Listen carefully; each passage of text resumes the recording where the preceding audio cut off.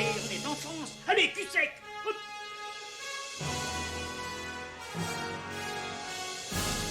Personne ne veut le croire et pourtant c'est vrai. Ils existent, ils sont là, Tarnatata. Glow. Il faut qu'on pète.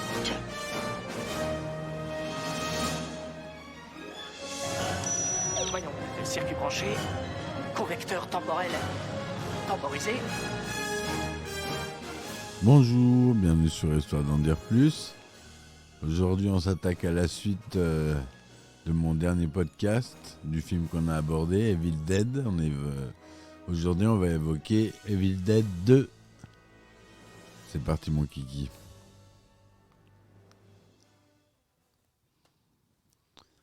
Alors, Evil Dead 2 ou Evil Dead 2 Dead by Dawn, c'est toujours un film d'horreur américain, toujours réalisé par Sam Raimi, sorti en 1987. Et selon son réalisateur et son acteur principal, il s'agit de la suite directe d'Evil Dead, sorti en 1981, et non d'un remake parodique.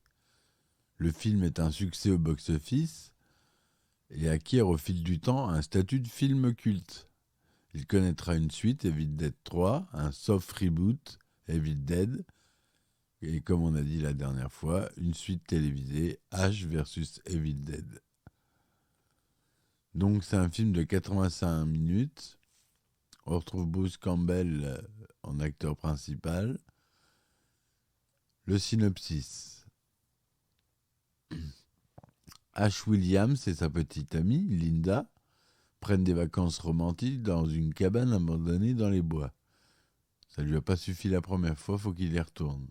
Dans la cabane, Ash découvre un magnétophone où un message est enregistré par Ramon Comby, l'archéologue qui a précédemment habité la cabane. Niobe y récite les passages du Necronomicon qu'il a découvert lors d'une fouille archéologique. L'incantation enregistrée libère une force maléfique qui possède Linda. Ash est alors forcé de décapiter sa petite amie avec une pelle et l'enterre près de la cabane. À l'aube, Ash est lui-même brièvement possédé par le démon, mais se réveille libéré de la présence maléfique, sans qu'on sache pourquoi, en pleine forêt. En tentant de fuir, il voit que le pont menant à la cabane a été détruit. L'esprit poursuit Ash jusqu'à la cabane, où la tête revivifiée de Linda l'attaque, le mordant à la main. Ash amène la tête coupée de Linda à la remise, où son corps sans tête l'attaque avec une tronçonneuse. Ash prend le dessus et découpe Linda en morceaux. La main droite de Ash, mordue, est désormais possédée. Elle essaye de le tuer. Ash est forcé de se couper la main avec la tronçonneuse. Sa main coupée réussit néanmoins à s'enfuir. Pendant ce temps-là, Annie, la fille de Niobe, et son collègue, Ed Getley, reviennent d'une fouille avec les pages manquantes du Necronomicon et trouvent le pont détruit. Ils font appel à deux habitants du coin, Jack et Bobby Joe, pour les guider le long d'un autre sentier jusqu'à la cabane. Ils y trouvent Ash, qui est lentement rendu fou par le démon et par le moyen d'hallucinations. Les quatre personnes qui arrivent écoutent un enregistrement de Niobe, détaillant comment sa femme Henrietta était possédée par un esprit magique, ce qui l'a forcé à la tuer. Ils trouvent même Madame Niobe morte, mais toujours possédée au sous-sol, et elle attaque et possède Ed. Ash démembre ce dernier avec une hache. Bobby Joe tente de s'échapper, mais est attaqué et tué par les arbres démoniaques. Annie traduit 2 des pages avant que Jack ne les jette au sous-sol, les tenant sous la menace d'une arme à feu pour les forcer à aller chercher Bobby Joe. Ash est de nouveau possédé et se retourne contre ses compagnons restants, assommant Jake. Annie poignarde ensuite accidentellement Jake, le prenant pour le démon, et le traîne jusqu'au sous-sol, où il est tué par Henrietta. Ash tente de tuer Annie, mais revient de son état normal lorsqu'il voit le collier de Linda. Ash, à l'aide d'Annie, modifie la tronçonneuse et l'attache à son moignon. Il finit par trouver les pages manquantes du Necronomicon et tue Henrietta, qui s'est transformée en monstre à long cou. Après cela, Annie chante une incantation pour bannir l'esprit maléfique. L'incantation ouvre un portail temporel tourbillonnant qui attire non seulement l'entité, mais aussi les arbres voisins. L'Oldsmobile Delta 88 du premier film de H et H lui-même. Pendant ce temps, la main coupée de H poignarde Annie. H, ramené au Moyen-Âge, se trouve confronté à un groupe de chevaliers qui le prennent d'abord pour un démon et veulent le tuer, mais ils sont rapidement distraits lorsqu'un monstre volant surgit. H le fait exploser avec son fusil de chasse et est salué comme un héros venu sauver le royaume. Il s'effondre et crie d'angoisse. Voilà comment finit le film. Donc on voit, si vous avez écouté le podcast précédent, que l'histoire est peu ou prou la même. Très proche en tout cas. C'est une histoire dans une cabane, dans les bois, avec un livre des morts, le Necronomicon cette fois-ci. Il n'est plus appelé livre des morts, mais Necronomicon. C'est plus une bande de copains, mais c'est juste H et sa copine, qui sont rejoints ensuite par un autre groupe. Donc vous voyez, il y a des petites différences quand même entre les deux films. Et il y en a une qui est non des moindres, c'est le budget. Le premier, il avait un budget de 300 000 $, et celui-ci, il a un budget de 3,5 millions de $. Ce qui a permis de le tourner en couleur, et non plus en 16 mm, mais en 35 mm 1,85e, toujours en mono par contre, pour le son. Mais c'est pas étonnant en 87. Au scénario, on retrouve Sam Raimi et Scott Spiegel. C'est encore Renaissance Pictures qui produit le film, cette fois-ci qui a accordé plus de budget grâce au succès du premier. Bruce Campbell joue Ash Williams, Sarah Berry, Annie Colby, Dan Hicks, Jake. Et ensuite, on a Ted Raimi, un parent de... J'ai pas trouvé exactement si c'est pas son frère, mais c'est... Il joue Henrietta possédée. L'idée de faire une suite à Evil Dead est évoquée dès le premier film. Irving Shapiro, publicitaire et producteur du film, pousse Sam Raimi à envisager les prémices d'un autre film. Avec le scénariste Sheldon Lettich, Sam Raimi développe une intrigue dans laquelle Ash se retrouve via un portail au Moyen-Âge. Irving Shapiro est séduit par cette idée et en mai 1984 lance une campagne promotionnelle annonçant le film Evil Dead 2, Evil Dead and the Army of the Darkness. Mais lorsque le film est refusé par Universal et 20th, Sam Raimi se concentre sur un autre projet, Mort sur le Grill, Crime Wave, sorti en 1985. Après l'échec public et critique de Mort sur le Grill, Sam Raimi et ses partenaires de Renaissance Pictures, le producteur Robert Tappert et l'acteur et coproducteur Bruce Campbell, tentent de relancer le projet auprès d'Irving Shapiro, tout en sachant qu'un nouvel échec serait catastrophique pour leur carrière. La suite d'Evil Dead est initialement développée avec Embassy Pictures, qui a cofinancé Mort sur le Grill, mais Sam Raimi et ses associés sentent que le projet n'avance pas. Sam Raimi est alors contacté par le producteur Dino De Laurentiis, ni plus ni moins, pour réaliser une adaptation du roman La peau sur les os de Stephen King. Sam Raimi décline la proposition, mais le producteur italien reste en contact avec le jeune cinéaste. L'adaptation de La peau sur les os fait alors partie d'un accord entre Dino De Laurentiis et Stephen King pour produire plusieurs adaptations d'œuvres de l'auteur à succès. Stephen King doit lui-même réaliser Maximum Overdrive en 1986, qui a déjà été, vous pouvez le voir sur la chaîne YouTube NTSC, qui était abordée avec nos chers amis Sébastien Rassia du Joueur du Grenier et Karim, que j'aime beaucoup dans l'émission NTSC. Lors d'un dîner, Stephen King s'entretient avec Sam Raimi qui lui explique les problèmes du financement de Evil Dead 2. Ayant fortement apprécié le premier Evil Dead, Stephen King demande à Dino De Laurentiis de produire cette suite. Le producteur accepte rapidement de leur adjoindre un budget de 3,6 millions de dollars. Cependant, Dino De Laurentiis demande un scénario plus proche du premier film et rejette l'intrigue médiévale envisagée. Cette idée sera réutilisée pour le troisième film, Evil Dead 3, qui sortira en 92. Eh oui.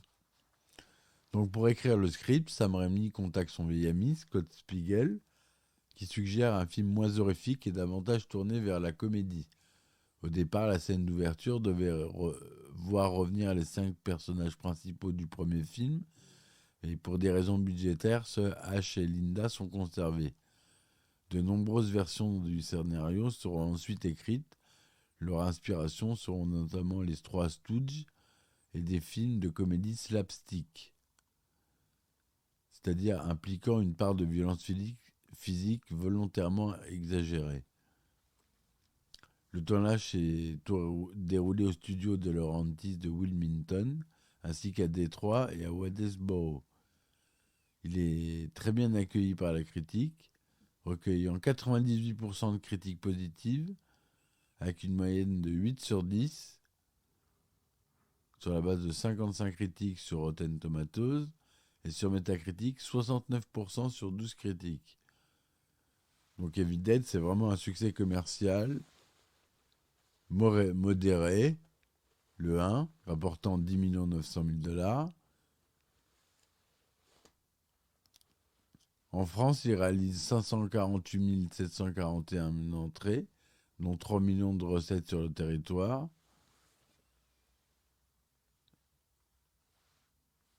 Lors de sa ressortie en Australie en octobre 2018, le film a engrangé 3 133 $, à peine le prix des pellicules.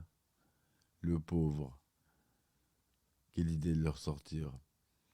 Il a la récompense de la Licorne d'Or du Festival international du film fantastique et de science-fiction de Paris 1988.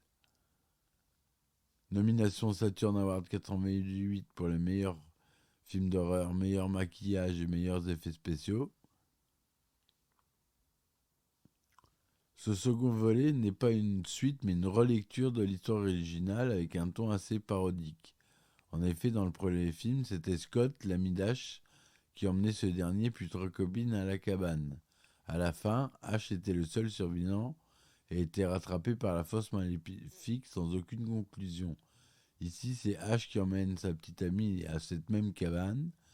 La franchise retiendra canoniquement le premier film et non les 2 dernières minutes condensatrices du deuxième. La série télévisée Ash vs Evil Dead, faisant suite à la trilogie, fait directement référence à Evil Dead et Helen Sandwell y reprend le rôle de Cheryl Williams. La trilogie sort en coffret intégral DVD, Blu-ray et Ultime le 21 janvier 2020.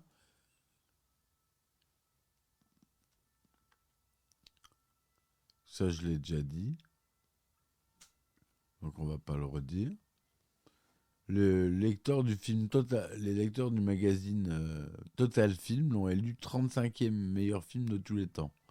Total Film, c'est une référence aux États-Unis dans les magazines de cinéma. Le film est censuré lors de sa sortie aux États-Unis. Le film utilise volontairement le second degré, sans explicitement fantaisie de couleur verte, violette ou noire. Certaines scènes ont été coupées au montage final, notamment l'apparition d'une marionnette en animatronique démembrée, conçue par l'équipe de Mark Shostrom. De nombreuses répliques du personnage de jeu vidéo Duke Nukem sont empruntées à Ash Williams dans Evil Dead 2 et 3. Le film devait être une suite directe du premier film. La fin d'Evil Dead devait être reprise pour le début d'Evil Dead 2, mais la société de production du premier film détenait les droits et interdit à Sam Raimi et son équipe de réutiliser ces scènes. Sam Raimi a dû donc retourner ces scènes en y apportant certaines modifications, comme la suppression de personnages, pour ne pas avoir de problème de droit d'auteur, ce qui donne cette impression de voir un remake du film de 81. Dans le sous-sol de la cabane, On peut apercevoir à 2 reprises le gant de Freddy Krueger. Voilà, donc ce film, c'est un peu le remake. Hein, moi, c'est mon avis personnel du premier, avec plus de moyens et plus drôle. Voilà. Le premier est à voir aussi vraiment dans le sens où il avait 20 ans quand il avait réalisé le film, donc c'est déjà une prouesse. C'est pas le plus jeune, mais c'est parmi les plus jeunes. Et donc il a réussi quand même à faire un bon petit film avec 300 000 $. Et pour 3,6 millions, il en fait un encore meilleur. Et le 3, j'adore aussi, qui est un monument d'humour noir, absurde et complètement loufoque. Je ferai sûrement un podcast dessus d'ailleurs, ne vous inquiétez pas. Voilà ce que je voulais dire sur ce film, j'espère que ça vous aura plu. N'hésitez pas à laisser les commentaires. J'ai lancé ma campagne participative sur Ulule. Si vous voulez y participer, ça serait super bien. Il y a des épisodes inédits, des t-shirts à gagner. Enfin, c'est pas des concours, hein. Pour ceux qui contribuent, il y a des t-shirts. Et voilà, de ma composition. J'espère que tout va bien. Je vous dis à bientôt. Et ciao, ciao.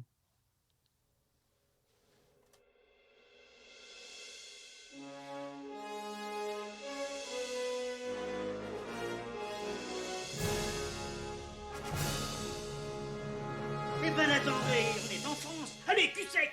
Hop.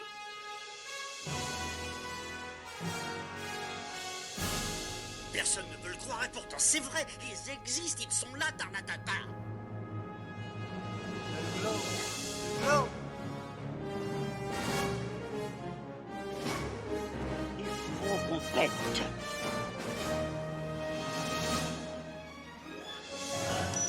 Voyons, circuit branché, correcteur temporel temporisé,